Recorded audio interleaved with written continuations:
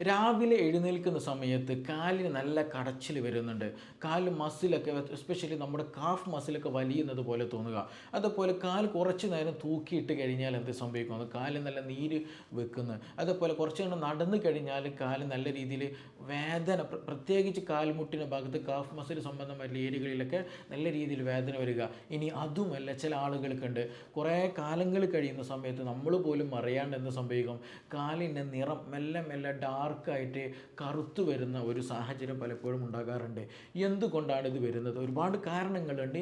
ഇതിൽ പ്രധാനമായിട്ടുള്ള ഒരു റീസൺ ഇന്ന് നമുക്ക് നോക്കുകയാണെന്നുണ്ടെങ്കിൽ അതിൽ വെരിക്കോസ് വെയിൻ എന്ന് പറയുന്ന ഒരു പ്രധാനപ്പെട്ട അസുഖം തന്നെയാണ്. ഇന്നത് കോമൺ ആയിട്ട് കണ്ടുവരുന്ന ഒരു അസുഖമാണ്. അപ്പോൾ ഇന്ന് നമ്മൾ ഡിസ്കസ് ചെയ്യാൻ പോകുന്നത് എന്താണ് വെരിക്കോസ് വെയിൻ, ഈ വെരിക്കോസ് വെയിനെ എങ്ങനെ നമുക്ക് മാനേജ് ചെയ്യാൻ കഴിയും, ഏതൊക്കെ കാരണങ്ങൾ അല്ലെങ്കിൽ എന്തൊക്കെ അടയാളങ്ങളാണ് വെരിക്കോസ് വെയിനിൽ നമുക്ക് എന്തെങ്കിലും പ്രശ്നങ്ങളാണ് നമുക്ക് വെരിക്കോസ് വെയിൻ മുഖേന ഉണ്ടാകുന്നത് എന്നതിനെ കുറിച്ചിട്ടാണ് ഇന്ന് ഇവിടെ ഡിസ്കസ് ചെയ്യാൻ പോകുന്നത്. എൻ്റെ പേര് doctor Siraji, medical officer, QNB hospital, Koduvally.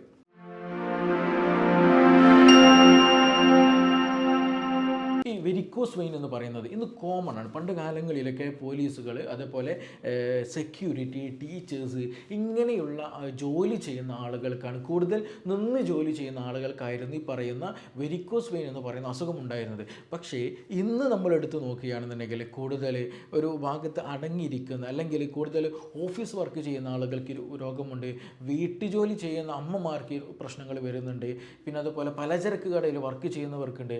കാരണം ഇത് മറ്റൊന്നുമല്ല, എന്താണ്, ഈ ജോലികളുടെ സ്റ്റൈല് നോക്കുകയാണെന്നുണ്ടെങ്കിൽ നമ്മുടെ കാൽമുട്ടിൻ്റെ താഴ്ഭാഗം അല്ലെങ്കിൽ കാൽമുട്ടിൻ്റെ ആ ഒരു താഴോട്ടുള്ള പാദം വരെയുള്ള ഭാഗമുണ്ടല്ലോ, ആ ഒരു ഭാഗം നോക്കുകയാണെന്നുണ്ടെങ്കിൽ വലിയൊരു ശതമാനം ആളുകളും എപ്പോഴും ഒരു 90 ഡിഗ്രിയിലാണ്. അതായത് എപ്പോഴും നമ്മൾ പണ്ട് കാലങ്ങളിൽ ഇരിക്കുക എന്ന് പറഞ്ഞാൽ എന്തെങ്ങനെയാണ്, നമ്മൾ പല ഇട്ടിരിക്കുന്ന അല്ലെങ്കിൽ ചമ്രം പടിഞ്ഞിരിക്കുന്ന സിറ്റുവേഷനാണ്. പക്ഷേ ഇന്ന് അങ്ങനെ എല്ലാവരും കസേരയിലാണ് ഇരുത്തും അല്ലെങ്കിൽ സോഫയിലാണ് ഇരുത്തും. അപ്പോൾ അങ്ങനെ ഇരിക്കുന്ന സമയത്ത് കാല് സമ്പൂർണ്ണമായിട്ട് മടങ്ങി ഒതുങ്ങി വെക്കാൻ നമുക്ക് പറ്റുന്നില്ല, അല്ലെങ്കിൽ അങ്ങനെ ഇരിക്കുന്നില്ല.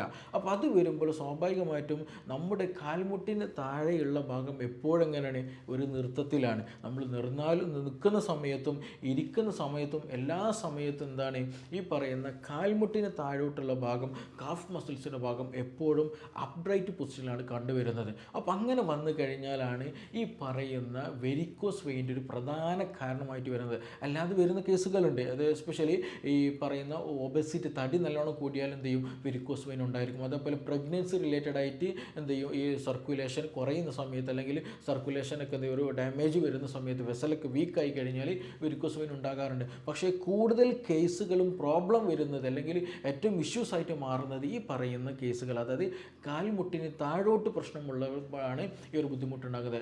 നമ്മുടെ ശരീരത്തിൽ ഒരു സെക്കൻഡറി ഹാർട്ട് ഉണ്ട്. നമുക്ക് ഹൃദയം എന്ന് പറയുന്നത് നമുക്കറിയാം, നമ്മുടെ ശരീരത്തിൽ രക്തം പമ്പ് ചെയ്യാൻ സഹായിക്കുന്ന ഒരു അവയവമാണ് ഹൃദയം എന്ന് പറയുന്നത്. ഒരു സെക്കൻഡറി ഹാർട്ട് ഉണ്ട്. അതായത് ഈ ഒരു പമ്പിങ്ങിനെ നല്ല രീതിയിൽ ഹെൽപ്പ് ചെയ്യുന്ന, സർക്കുലേഷനെ നന്നായിട്ട് ഹെൽപ്പ് ചെയ്യുന്ന ഒരു സെക്കൻഡറി ഹാർട്ട് ഉണ്ട്. നമ്മൾ പലപ്പോഴും ഡിസ്കസ് ചെയ്യാത്തൊരു വിഷയം കൂടിയാണ്. ഈ സെക്കൻഡറി ഹാർട്ട് നിൽക്കുന്നത് എവിടെയാണെന്ന് ചോദിച്ചിട്ടുണ്ടെങ്കിൽ ഈ കാഫ് മസിലാണ്. ഈ കാഫ് മസിലാണ് നമ്മൾ പ്രധാനമായിട്ടും സെക്കൻഡറി ഹാർട്ട് എന്ന് പറയുന്നത്. കാരണം മറ്റൊന്നല്ല, നമ്മുടെ കാലിൻ്റെ താഴ്ഭാഗത്ത് ഉണ്ടാകുന്ന, കാലിൽ ഉണ്ടാകുന്ന ബ്ലഡ് മുകളിലോട്ട് കൊണ്ടുപോകാൻ, ഹൃദയത്തിൻ്റെ ഭാഗത്തേക്ക് കൊണ്ടുപോകാൻ സഹായിക്കുന്ന ഒരു മസിലാണ്, അല്ലെങ്കിൽ ഒരു ഹാർട്ടിനെ പോലെ ചെയ്യുന്ന ഒരു ഫങ്ഷൻ ചെയ്യുന്ന ഒരു മസിലാണ് ഈ പറയുന്ന കാഫ് മസിൽ എന്ന് പറയുന്നത്. അതുകൊണ്ടാണ് സെക്കൻഡറി ഹാർട്ട് എന്ന് പറയുന്നത്. അപ്പോൾ നമ്മൾ കൂടുതൽ നേരം ഈ പറഞ്ഞതുപോലെ കാല് തൂക്കിയിട്ടിരുന്നാൽ, കൂടുതൽ നിന്ന് കഴിഞ്ഞാലൊക്കെ ഈ പറയുന്ന കാഫ് മസിലിൻ്റെ ഫങ്ഷൻ പ്രോപ്പറായിട്ട് നടക്കില്ല എന്നുള്ളതാണ്. അപ്പോൾ അങ്ങനെ വന്നു കഴിഞ്ഞാൽ എന്ത് സംഭവിക്കും, ഈ കാഫ് മസിൽ വീക്കാകുകയും ചെയ്യും. മാത്രമല്ല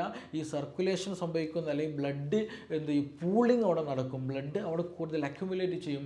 അങ്ങനെ വന്നു കഴിഞ്ഞാൽ സ്വാഭാവികമായിട്ട് എന്ത് ചെയ്യും, ബ്ലഡ് മുമ്പോട്ട് പോകാതെ, മുകളിലോട്ട് ഹൃദയത്തിലേക്ക് തിരിച്ചു പോകാതെ അവിടെ തന്നെ വാൽവിൽ അക്യുമുലേറ്റ് ചെയ്യുകയും വാൽവിന് കൂടുതൽ ഫങ്ഷൻ ചെയ്യേണ്ടി വരികയും വാൽവ് പിന്നീട് വീക്കായി വന്ന് അതിൻ്റെ സിഗ്സാഗ് പോലെ നമ്മൾ വളഞ്ഞു പൊളഞ്ഞിട്ടുള്ള ധമനികൾ, രക്തക്കുഴലുകൾ നമുക്ക് കാണാൻ കഴിയും എന്നുള്ളതാണ്. അപ്പോൾ ഇതിൻ്റെ ഒരു പ്രധാന പ്രശ്നം എന്ന് പറയുന്നത് നമ്മുടെ നൃത്തം തന്നെയാണ്. ശരിയായ രീതിയിൽ എക്സസൈസ് ചെയ്യുന്നില്ല, ശരിയായ രീതിയിൽ വ്യായാമം കാര്യങ്ങൾ കാര്യങ്ങൾ ചെയ്യാതിരിക്കുമ്പോൾ മസിൽ വീക്കാവുന്നതിന് കൂടെ തന്നെ എന്ത് ചെയ്യും, നമ്മുടെ ശരീരത്തിൻ്റെ അല്ലെങ്കിൽ ഈ ഒരു വെസലിൻ്റെ പ്രവർത്തനം പ്രോപ്പറായിട്ട് നടക്കാത്തത് മൂലം ബ്ലഡ് പൂളിംഗ് ഉണ്ടാവുകയും അത് പിന്നീട് ഗ്രാജ്വലി ഈ പറഞ്ഞതുപോലെ സിഗ്സാഗ് നാച്ചുറൽ വരും.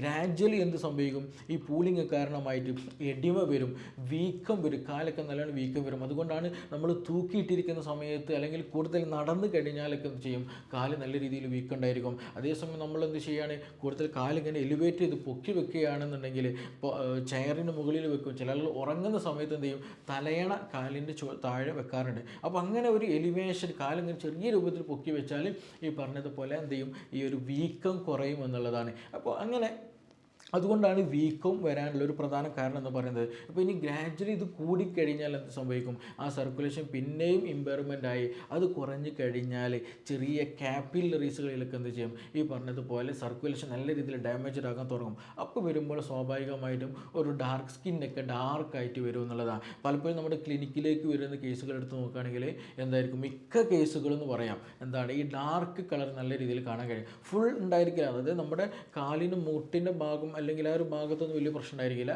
പക്ഷേ ഇവിടെ ബുദ്ധിമുട്ടുണ്ടാവും. ഈ കാലിൻ്റെ പാദവുമായി ബന്ധപ്പെട്ട ഏരിയകളിൽ എന്തുണ്ട്, നല്ല രീതിയിൽ ഡാർക്ക് കളറ് ഈ പറയുന്ന പോലെ വെരിക്കോസ് വെയിൻ ക്രോണിക് ആയിട്ട് ഒരുപാട് കാലമായിട്ടുള്ള ആളുകൾക്ക് നമുക്ക് കാണാൻ കഴിയുന്നുള്ളതാണ്. അതുപോലെ ചില ആൾക്ക് ഇത് കൂടിക്കഴിഞ്ഞാൽ നല്ല രീതിയിൽ ചൊറി വരും, ആ നീര് കെട്ടിയിട്ട് നല്ല രീതിയിൽ ചൊറി വരികയും പിന്നീട് അത് പൊട്ടി ഒലിച്ച് മുറിവ് ഉണങ്ങാത്ത കണ്ടീഷൻ ഉണ്ടാകും എന്നുള്ളതാണ്. അപ്പോൾ ഇത് ഷുഗറൊക്കെ ഉള്ള ആളുകളാണെന്നുണ്ടെങ്കിൽ വളരെയധികം പ്രയാസമാണ്. അപ്പോൾ ഇങ്ങനെയുള്ള ഒരു അവസ്ഥ ഒരു കോംപ്ലിക്കേഷൻ ലെവലിലേക്ക് നമുക്ക് കൊണ്ടെത്തിക്കുക എന്നുള്ളതാണ്. ഇതിനൊരൊറ്റ റീസണേ ഉള്ളൂ, നമ്മൾ എന്ത് ചെയ്യുന്നില്ല, ശരിയായ രീതിയിൽ എക്സസൈസ് ചെയ്യുന്നില്ല, ശരിയായ രീതിയിൽ നമ്മൾ എന്ത് ചെയ്യുന്നില്ല, നമ്മുടെ മൂവ്മെൻറ്റുകൾ നടത്തുന്നില്ല, അല്ലെങ്കിൽ ശരിയായ രീതിയിൽ നമ്മൾ കാലും കൈയും നിന്നില്ല, ഒന്ന് ഒതുങ്ങി ഇരിക്കുന്ന കണ്ടീഷൻ വരുന്നില്ല എന്നുള്ളതാണ്. അപ്പോൾ നമ്മുടെ ആ ഒരു ലൈഫ് സ്റ്റൈൽ മാറുന്നതിനനുസരിച്ചിട്ട് എന്ത് ഇതിൽ മാറ്റങ്ങൾ വരുന്നുള്ളതാണ്. അപ്പോൾ ചില ആളുകളുണ്ട് എന്ത് ചെയ്യും, ഇത് കൂടിക്കഴിഞ്ഞാൽ ട്രീറ്റ്മെൻറ്റുകൾ ഒരുപാട് ട്രീറ്റ്മെൻറ്റ് അവൈലബിൾ ആണ്, അതിലൊന്നാണ് സർജറി ചെയ്യും എന്നുള്ളത്. പക്ഷേ ഈ സർജറി ചെയ്ത് കഴിഞ്ഞാലും ചിലപ്പോൾ എന്ത് സംഭവിക്കും, ഇതേ അസുഖം വീണ്ടും വരും. എന്താണ് കാരണം, വേറെ ഒന്നുമല്ല, ഈ നേരത്തെ പറഞ്ഞതുപോലെ എക്സസൈസ് പ്രോപ്പറായിട്ട് ചെയ്യുന്നുണ്ടായിരിക്കില്ല.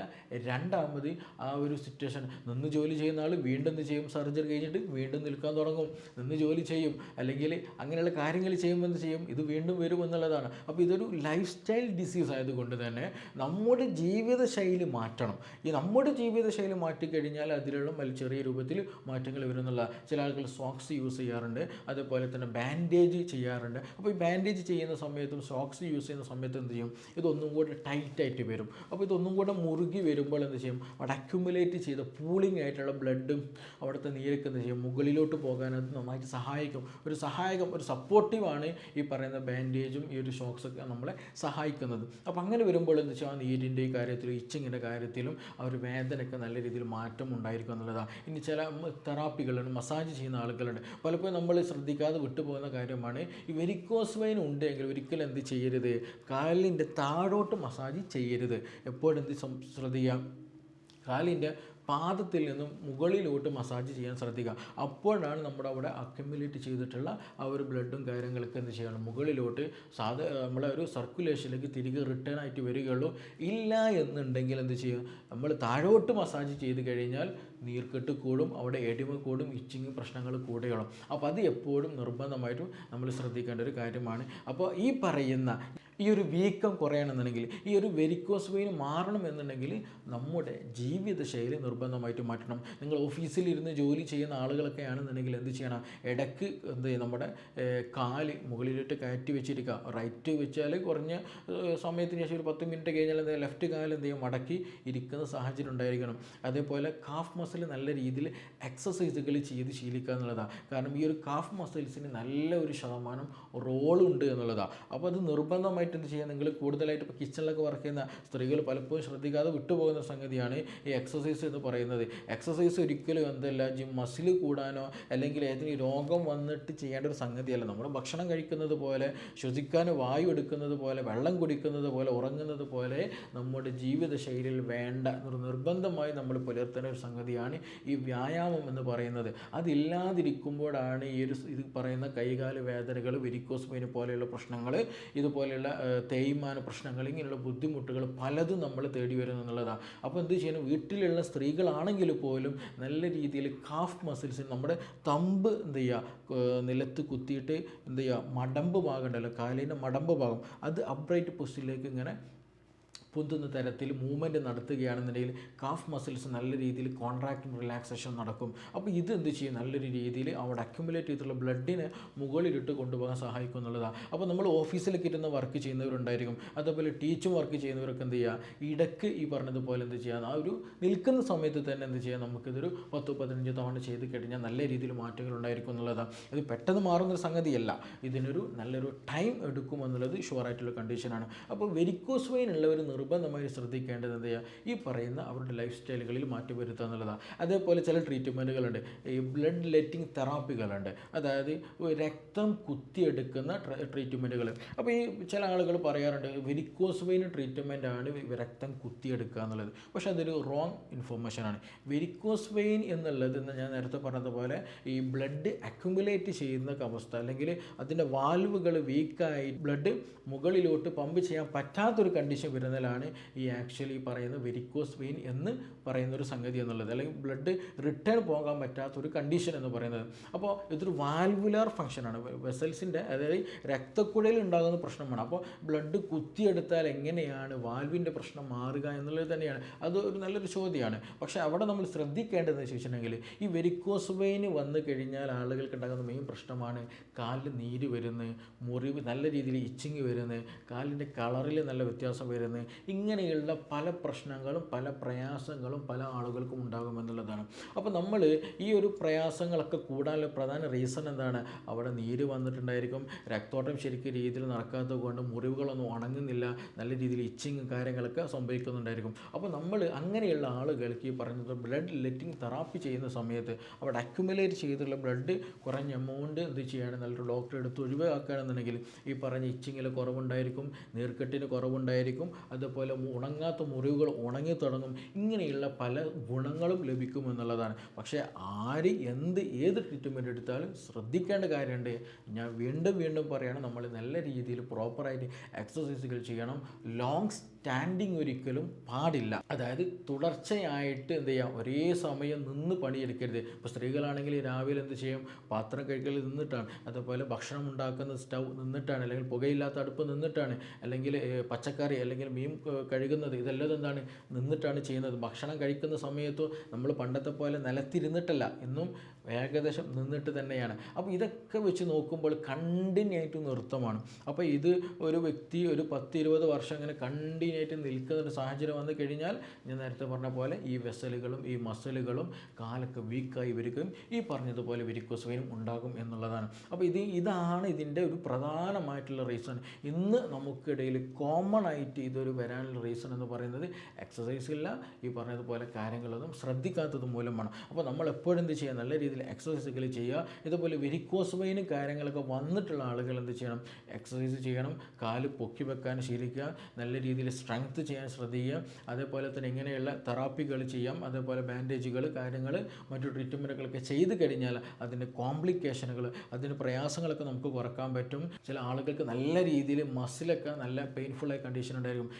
ഇതിപ്പോൾ ഞാൻ കൂടുതൽ നിന്ന് ജോലി ചെയ്യുന്നൊരവസ്ഥയാണ്. ഇപ്പോൾ നേരത്തെ സൂചിപ്പിക്കുന്നത്, ഇപ്പോൾ നല്ല ഹെവി വെയിറ്റുള്ള ആളുകളുണ്ടായിരിക്കും, അല്ലെങ്കിൽ പ്രഗ്നൻസിയുടെ സമയത്തൊക്കെ വെരിക്കോസ് വെയിൻ വന്ന് പോയ ആളുകളൊക്കെ ഉണ്ടായിരിക്കും. അപ്പോൾ അവർക്കൊക്കെ അത് വീണ്ടും വരാനുള്ള സാധ്യത കൂടുതലാണ്. ഇപ്പോൾ പ്രഗ്നൻസിയുടെ കണ്ടീഷൻ ആണെങ്കിലും വെയിറ്റ് കൂടിയ കണ്ടീഷനൊക്കെ ആണെന്നുണ്ടെങ്കിലും മറ്റൊന്നുമല്ല, നമ്മുടെ ഒരു പെൽവിക്ക്, നമ്മുടെ ഒരു ആ ഒരു ഭാഗത്തുണ്ടാകുന്ന പ്രഷർ കൂടുമ്പോൾ സ്വാഭാവികമായിട്ടും എന്ത് ചെയ്യും, കാലിൽ നിന്നുള്ള രക്തയോട്ടം തിരിച്ചു പോകാനുള്ള കണ്ടീഷൻ അല്ലെങ്കിൽ അതിനുള്ള കപ്പാസിറ്റി കുറഞ്ഞു വരും ഗ്രാജ്വലി. അപ്പോൾ അങ്ങനെയുള്ള ആളുകൾക്കാണ് കൂടുതലായിട്ട് ഈ പ്രശ്നം ഉണ്ടാകുക. പക്ഷേ പ്രഗ്നൻസി ആയിട്ട് കഴിഞ്ഞാൽ അല്ലെങ്കിൽ വെയിറ്റൊക്കെ കുറച്ച് കഴിഞ്ഞാൽ എന്ത് ചെയ്യും, വലിയൊരു ശതമാനം അത് നോർമലിലേക്ക് പോവുകയും ചെയ്യും. അതേ സമയം തന്നെ ചില ആളുകൾക്ക് എന്ത് ചെയ്യും, ഈ വെരിക്കോസ് വെയിനൊക്കെ ഉണ്ടായിരിക്കും, പക്ഷേ വേദന ഉണ്ടായിരിക്കില്ല, നീർക്കെട്ടുണ്ടായിരിക്കില്ല, ചൊറിച്ചിലുണ്ടായിരിക്കില്ല, ഇങ്ങനെയുള്ള പ്രശ്നങ്ങളൊന്നും ബുദ്ധിമുട്ടുകളായിട്ടൊന്നും ഉണ്ടായിരിക്കില്ല. പക്ഷേ പ്രത്യക്ഷത്തിൽ കാണുമ്പോൾ എന്ത് ചെയ്യും, ഞരമ്പൊക്കെ വളഞ്ഞ് പൊളഞ്ഞിട്ടും കാര്യങ്ങളൊക്കെ ഉണ്ടായിരിക്കും എന്നുള്ളതാണ്. അവർ നിർബന്ധമായിട്ട് ശ്രദ്ധിക്കണം. കാരണം അവർക്ക് എപ്പോൾ വേണമെങ്കിലും നേരത്തെ പറഞ്ഞ പ്രയാസങ്ങളായിട്ട് ബുദ്ധിമുട്ടുകൾ ഉണ്ടാകാൻ സാധ്യത വളരെ കൂടുതലാണ്. അപ്പോൾ അവരും ചെയ്യേണ്ടത് എപ്പോഴും കണ്ടിന്യൂ ആയിട്ട് എന്ത് ചെയ്യരുത്, തുടർച്ചയായിട്ട് നിൽക്കുന്ന കണ്ടീഷൻ ഉണ്ടാകരുത്. ഇടയ്ക്ക് എന്ത് ചെയ്യണം, നമ്മൾ കാല് ചമ്രം പടിഞ്ഞിട്ട് മടക്കി ഒതുക്കിയിരിക്കുന്ന സമയം നമ്മൾ കണ്ടെത്തുകയാണെന്നുണ്ടെങ്കിൽ ഇങ്ങനെയുള്ള പ്രശ്നങ്ങളൊക്കെ നമുക്ക് ഒഴിവാക്കാൻ പറ്റും. അതിൽ യാതൊരു സംശയവുമില്ല. അപ്പോൾ ഇനി ഇത് എന്തെങ്കിലുമൊക്കെ സംശയങ്ങളുണ്ട്, എന്തെങ്കിലും കൂടുതലൊക്കെ അറിയണമെന്ന് താല്പര്യമുള്ള ആളുകൾക്ക് താഴെ തന്നുള്ള നമ്പറിൽ ബന്ധപ്പെടാവുന്നതാണ്. നമുക്കിനി മറ്റൊരു വിഷയവുമായി ബന്ധപ്പെട്ടിട്ട് വീണ്ടും കാണാം. Thank you.